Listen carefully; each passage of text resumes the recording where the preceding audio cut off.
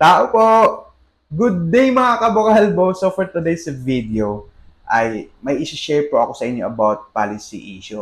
Paano yun maiwasan?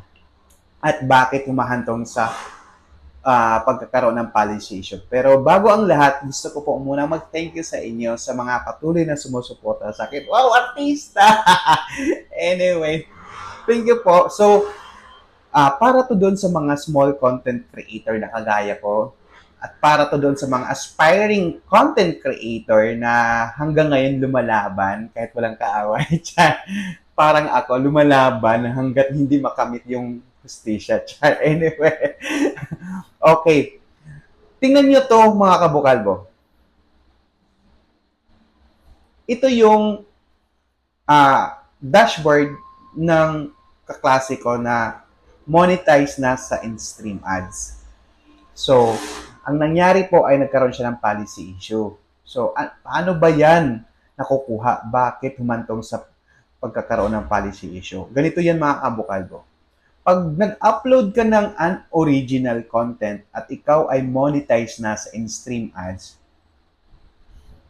lagi mong iisipin na yung kung makalusot ka man ngayon, the following or the next upload mo, babantayan yan ni Meta. Laging nakabantayan dyan. Kung ngayon nakalusot ka, okay, masaya ka. Pero pag once nagkaroon ka ng copyright or unoriginal content ng hindi once, twice, thrice, mga lods, hahantong yan sa policy issue. Papatawan ka na ni Meta dyan ng policy issue kasi makulit ka.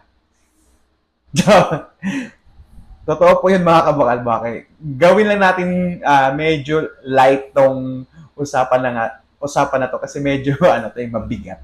Masakit sa kalooban na monetize ka na sa in-stream ads. Yung pinaghirapan mo, kumbaga matagal ka nag-upload, nag-follow to follow ka para lang ma-achieve mo yung 5,000 followers, tapos hahantong lang sa policy issue.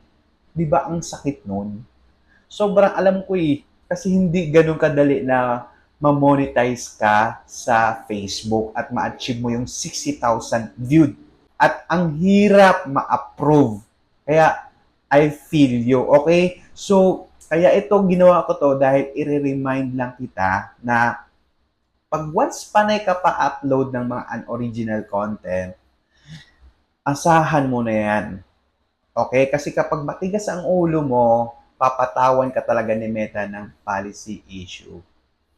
Nag-upload ako ng unoriginal content pero dinilit ko kasi pag once nagkaroon pa ulit ako ng unoriginal content, nakaisa na ako yung sumayaw ako, pinatawan agad yun ng copyright. So, pag delete ko, okay na. Bigla akong nagkaroon ng notification na unoriginal content. So, mabigat-bigat na yun. Ibig sabihin, hindi lang pala ako isang beses nag-copyright, maraming beses na. So, pag once na ulit pa yun na magkaroon ako ng unoriginal content ng pangatlong beses, siguro, depende yun kay Meta, papatawan ka na niya ng policy issue.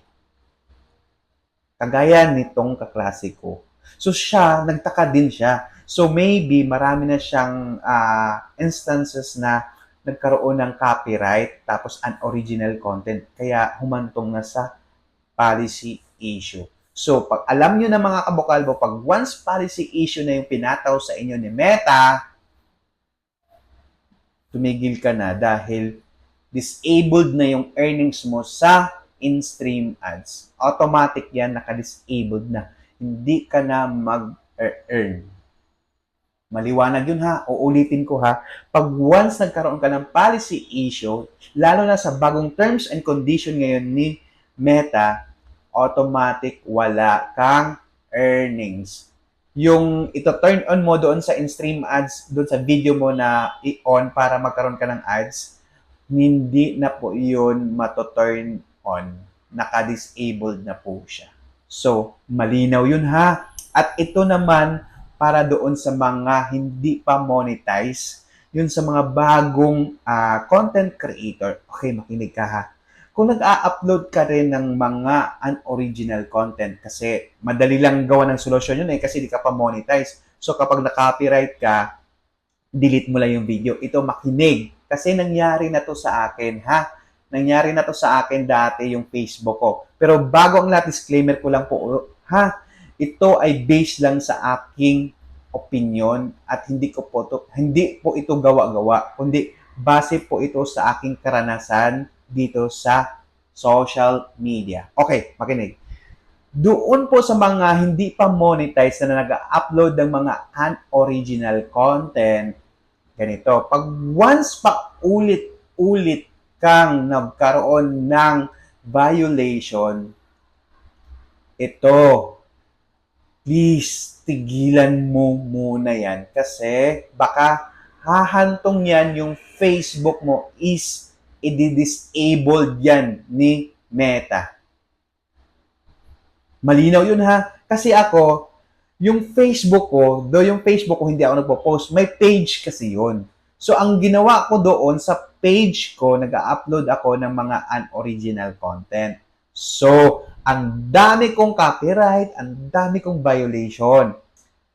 Dahil nga matigas ang ulo ko, panay upload pa rin ako. Hindi yun professional mode yung Facebook ko ha, kasi may page, sa page ko siya pinopost. Ang nangyari mga kabukalbo, nung paulit-ulit kong ginagawa yun at ang dami kong notification na violation doon sa copyright, ang ginawa ni Meta is disabled niya yung Facebook ko.